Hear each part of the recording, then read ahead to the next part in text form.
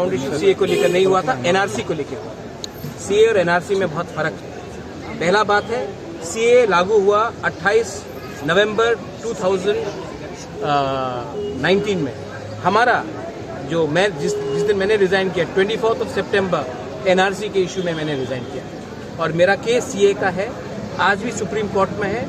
और मैं विश्वास करता हूं कि जब त्रिपुरा के बारे में बात होगा तो supreme court will take a decision. ये मेरा केस आज भी सुप्रीम कोर्ट में है। और मैं आपको बोलना चाहता हूं, आपको सीए से बहुत हमदर्दी है। जब मैं सीए के लिए प्रोटेस्ट कर रहा था, मानिक सरकार घर में बैठ कर था, कांग्रेस कहाँ था? उस समय आपको हिंदू बंगाली का वोट चाहिए था, तो आपने ट्राइबल को भूल गया था। आज ये अग्रीमेंट के बाद तिपरासा का जमीन का रक्षा का अधिकार मिलता है। हमारा एडीसी को एग्जेम्प्ट किया गया है, और एडीसी से बाहर भी जो 33 विलेज काउंसिल्स है जिसको हम लाना चाहते हैं, उसको भी एग्जेम्प्ट किया जाए। हम रक्षा के बारे में बात कर रहे हैं, ये लोग आज हमदर्दी दिखा रहे हैं, इतने दिन तक दिखाया नहीं।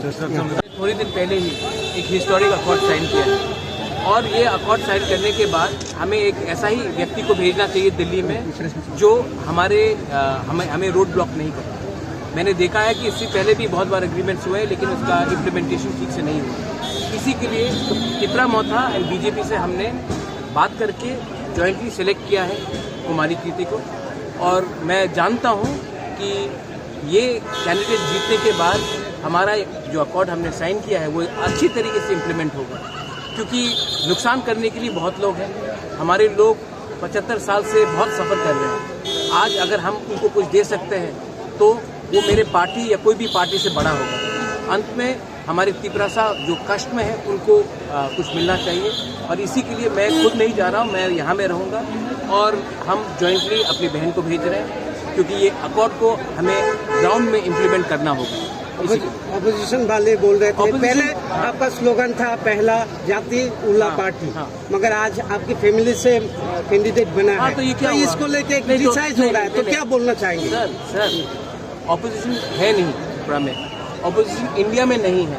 और दूसरा बात है, मैं कांग्रेस में प्रेसिडेंट था, मैंने क्या बोला, पुइला जाति उलो पार्टी। आज भी पार्टी का नहीं सोचकर, जाति के बारे में सोचकर मैंने कैंडिडेट दिया है। सिंबल इम्पोर्टेंट नहीं होता, इम्पोर्टेंट होता है अपने लोग। आप लोग अगर ये बात समझ सकते हैं, तो अगर आपको पार्टी ही बचाना है तो कांग्रेस और सीपीएम ने जो अंडरस्टैंडिंग किया है, इससे कितना नुकसान हो रहा है कांग्रेस को। मैं भी कांग्रेस का एक वॉरियर था, मैं जानता हूँ 30 साल तक 25 साल तक हमको नौकरी नहीं दिया गया, रेगा से बाहर रखा गया, बहुत लोगों का उम्र पार हो गया, सीपीएम ने उनको नौकरी नहीं दिया। आज आपने पार्टी को बचाने के लिए दिल्ली में अंडरस्टैंडिंग कर दिया और यहाँ में हमारे वर्कर्स को छोड़ दिया। तो ये सब बात करके मैं ऑपोजिशन को इतना स्पेस नहीं देना चाहता हूँ। वो लोग 25 साल तक राज कर रहे थे, क्यों नहीं सोचा हमारे बारे तक? कहाँ गए उनका हमदर्दी? आज डेमोक्रेसी बचाना है आपको, कॉन्स्टिट्यूशन बचाना है, तो हमारा कॉन्स्टिट्यूशनल राइट्स के बारे क्या हुआ? तो ये सब बात के लिए मैं इसमें महत्वपूर्ण नहीं देता हूँ। और मैं जानता हूँ ऑल ओवर इंडिया ये लोग नहीं जीत रहे हैं, तो मैं अपने लोगों को गलत रास्ते में क्यों ले जाऊँ? मैं उन्हीं के साथ बात करूँगा जो हमारे लोगों को कुछ दे सकता है। और आज के दिन गवर्नमेंट ऑफ इंडिया एक ही सरकार बना रही है। सर, आपका पार्टी